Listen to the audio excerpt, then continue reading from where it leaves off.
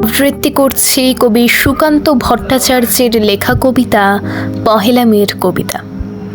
লাল আগুন ছড়িয়ে পড়েছে দিগন্ত থেকে দিগন্তে। কি হবে আর কুকুরের মতো বেঁচে থাকায়? কতদিন দুষ্ট থাকবে আর অপরের ফেলে দেওয়া উচ্ছিষ্ট হাড়ে?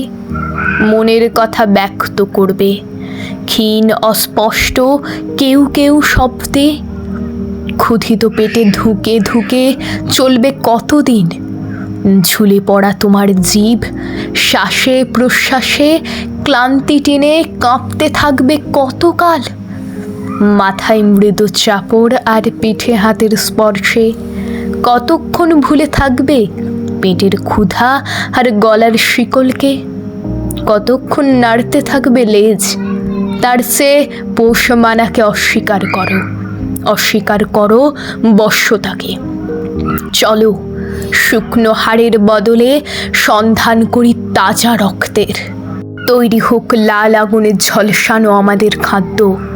শিকলের দাগ ঢেকে দিয়ে গজিয়ে উঠুক সিংহের কেশর। প্রত্যেকের ঘাড়ে লাল আগুন ছড়িয়ে পড়েছে দিগন্ত থেকে দিগন্তে।